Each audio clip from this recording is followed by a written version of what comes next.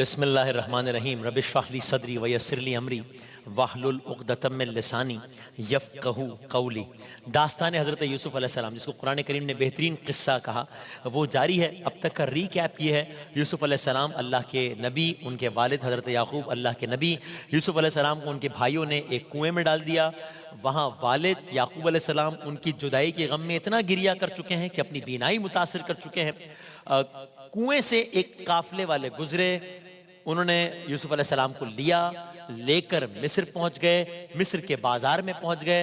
मिस्र के बाजार में उन्हें बेच दिया बहैसियत गुलाम। अजीज़ मिस्र ने, यानी कि बादशाह के खास आदमी ने खरीद लिया। वो अपने महल ले आया, उसने बेटों की तरह रखने का सोचा। शैतान ने अजीज़ मिस्र की ज़ौजा की पाक निगाही को बदनिगाही में बदला, यहाँ तक कि एक रोज़ उसकी ज़ौजा ने यूसुफ़ अलैहिस्सलाम की जानिब अमली पेशकदमी की। यूसुफ़ अलैहिस्सलाम दरवाजे की जानिब दौड़े, वो पीछे पीछे थी। यहाँ तक कि जब दरवाज़ा खुला तो सामने अजीज़ मिस्र खड़ा था। उसने ये सारे का सारा मंजर देख लिया। ज़ौजा ने जब ये देखा कि अजीज़ मिस्र ने सारा मंजर देख लिया है, उसने फौरन से क्या किया, उसने सारे का सारा इल्ज़ाम यूसुफ़ अलैहिस्सलाम पर डाल दिया। अब एक अजीब व गरीब एक सिचुएशन है कि फैसला कैसे हो कि कौन जिम्मेदार है, फैसला कैसे हो कि किसने इस चीज को इनिशिएट किया था। तो एक फॉर्मूला तय पाया। क्या? यहां से बात आगे बढ़ती है। तय पाया कि कुरान मजीद के अल्फाज हैं कि अभी आगे आपकी खिदमत करते हैं कि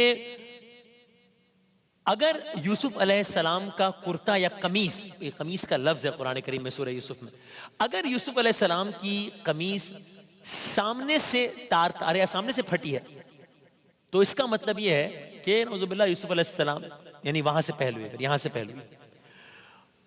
और अगर ये कमीज पीछे से फटी हुई है तो ये इसकी निशानी है कि यूसुफ अलैहिस्सलाम आगे दौड़ रहे थे, आगे जा रहे थे, और कोई दूसरा यानी कि इन दिस केस जुलैखा उनके पीछे भाग रही थी। तो ये तय हो गया कि अब ये देखा जाए, क्योंकि उनकी कमीज फटी हुई थी। अब ये देखना है कि ये आगे से या पीछे से। अब कुरान मजीद की ही ये आयत का मैं एक हिस्सा पढ़ता हूं। बिस्मिल्लाहिर्रहमानिर्रहीम। वक़द्दत कमीसहु मिन दुबुर, उसने यानी जुलेखा ने पीछे से यूसुफ की कमीज खींच कर फाड़ दी। कुरान मजीद के अल्फाज, जुलेखा ने पीछे से यूसुफ अलैहिस्सलाम की कमीज खींच कर फाड़ दी। सो तय पाया था कि देखेंगे कमीज कहां से फटी हुई है, और कमीज पीछे से फटी हुई थी। यानी कि फैसला हो गया, यानी कि जुलेखा को शिकस्त हुई, यानी कि जुलेखा के हिस्से में जिल्लत आई, यानी कि यूसुफ अलैहिस्सलाम सुरखरू हुए। आसमान वाले की नजर में भी सुरखरू हुए, अजीज मिस्र की नजर में भी सुरखरू हुए, वहां जितने लोगों ने मंजर देखा उनकी नजर में भी सुरखरू हुए।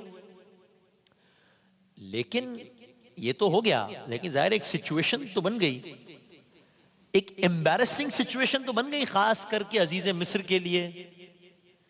उसकी अपनी ज़ौजा के हवाले से एक चीज साबित हो गई, जुलेखा के हवाले से।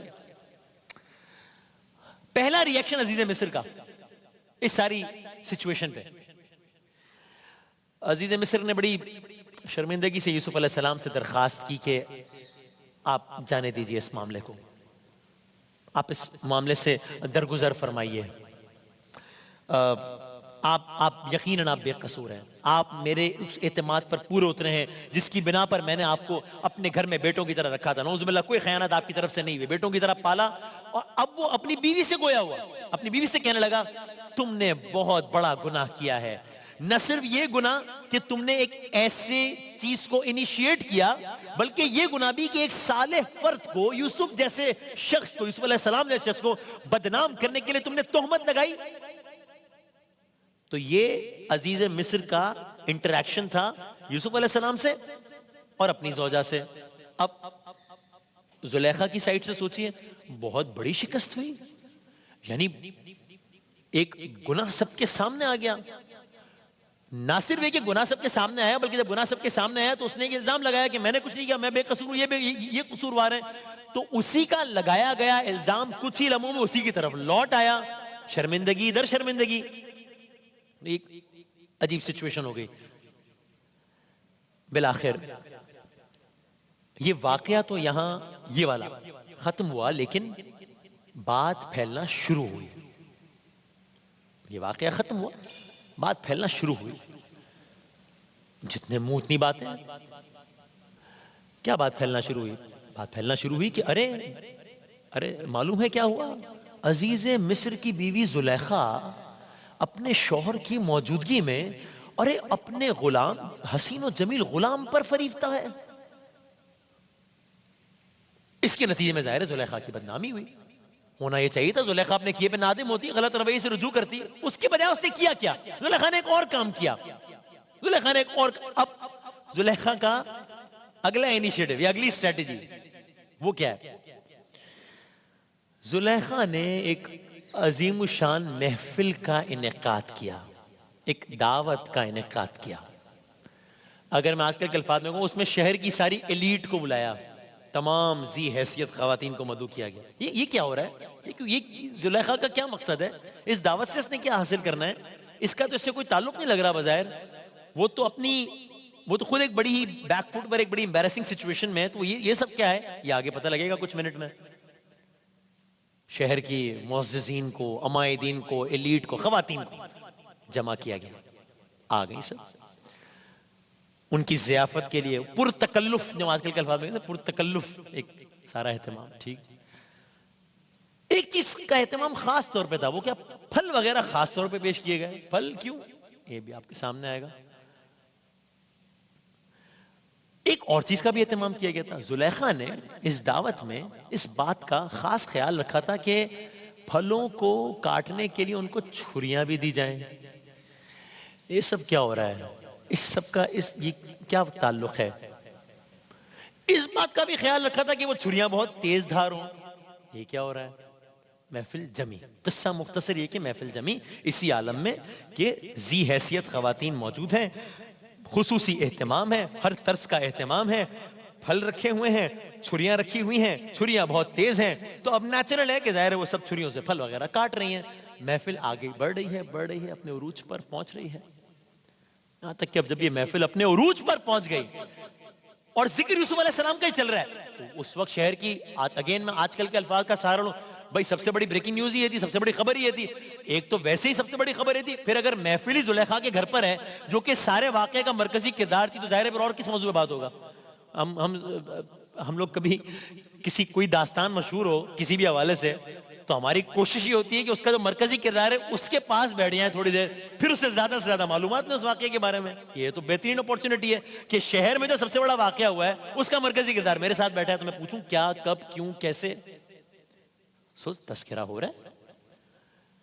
वो जो बाकी खवातीन बात कर रही हैं वो तो अपने तौर पे बात कर रही हैं, जुलेखा से दरियाफ्त कर रही हैं, लेकिन जुलेखा ये सब कुछ एज ए स्ट्रैटेजी कर रही है, जिनका अभी इनको इल्म नहीं है। अभी इनको इल्म होगा, थोड़ी देर में इल्म होगा, अभी इनको अभी इल्म नहीं है।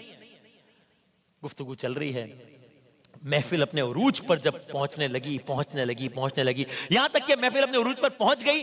जिक्र यूसुफ अलैहिस्सलाम का ही था, लेकिन इन खवातीन में से किसी ने भी या अक्सर और बेशतर ने ताहाल यूसुफ अलैहिस्सलाम को देखा नहीं है। सुना सब ने है, देखा नहीं है। और ये यकीन करने का हमारे पास जवाब है कि सबको इश्तियाक होगा कि देखे तो सही कौन है, ये हुआ क्या है, ये किसकी वजह से सारा मामला हुआ है। तो सब अपने अपने तौर पर जुलेखा को लान तान भी कर रही हैं, शर्मिंदा भी कर रही हैं। तुम कैसे अपने शौहर की मौजूदगी में अपने गुलाम से मोहब्बत का इजहार कर सकती हो? जुलेखा कह रही है, हाँ मैं मानती हूं ये गलत है, लेकिन मैं अपने दिल के हाथों मजबूर हो गई। ये बात शहर की औरतों को कुछ समझ नहीं आ रही कि ये सब हो क्या रहा है, ये सब एहतमाम क्यों है, इस दावत का जवाब क्या है, यहाँ फल क्यों रखे हैं, ये छुरियां हमारे हाथ में क्यों है, ये जुलेखा किस अंदाज से बात कर रही है। लेकिन अब इन सबको मालूम हो जाएगा कि ये सब क्या था। जुलेखा ने एहतमाम कुछ इस तरह किया था कि दौरान महफिल इन औरतों के सामने से यूसुफ अलैहिस्सलाम का गुजर हो। अब अपनी स्ट्रेटजी के एग्जीक्यूट करने का वक्त आया। एहतमाम ऐसा था कि यूसुफ अलैहिस्सलाम वहां से गुजरे, ऐसा ही हुआ। बातचीत जारी है, सबके हाथ में छुरियां हैं, सबके हाथ में फल हैं। अचानक ऐसे ही मौके पर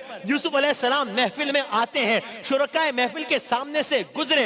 अब जो यूसुफ अलैहिस्सलाम आए, शहर की औरतों की नजर उन पर पड़ी, उनका हुस्न शबाब देखा। अब तक सिर्फ सुना था कि बहुत हसीन है, सुना था कि बहुत जमील है, जुलेखा के हाथों, जुलेखा के मुंह से सुना था कि यूसुफ कैसे हैं। आज पहली मर्तबा देख लिया लिया, अब उनके हुस्न और शबाब का नजारा किया, अब उनकी बुजुर्गी देखी, अब उनकी मतानत देखी, अब उनके चेहरे पर रोब देखा। हुआ क्या, ऐसी हवास बाख्ता हुई, ऐसी हवास बाख्ता हुई, सबकी नजरें यूसुफ अलैहिस्सलाम के चेहरे पर गड़ गई। ये ना पता चला, नजरें इस अंदाज से गड़ गई, अपना काम जारी रखा। और वो काम क्या था, छुरियों से फल काट रही थी, यूसुफ अलैहिस्सलाम को भी देख रही थी। नजरें इस तरह चेहरे पर गड़ गई, मालूम ना चला कब उन्होंने फलों की जगह अपनी ही उंगलियां काट दी यूसुफ अलैहिस्सलाम को देखते ही देखते। ये आलम हुआ। फिर किसी कहने वाले ने कहा ये इंसान नहीं हो सकता, ये चेहरा तो किसी फरिश्ते का चेहरा है। अब हर तरफ आपके हुस्न जमाल की गुफ्तगू होने लगी। अब एक नई सिचुएशन बन गई है कि वो खवातीन जो अब तक लान तान कर रही थी, वो खुद अब ये काम कर बैठी हैं। अब ये खवातीन क्या करेंगी, अब जुलेखा क्या कहेगी, अब यूसुफ अलैहिस्सलाम का क्या होगा, कल अर्ज करेंगे।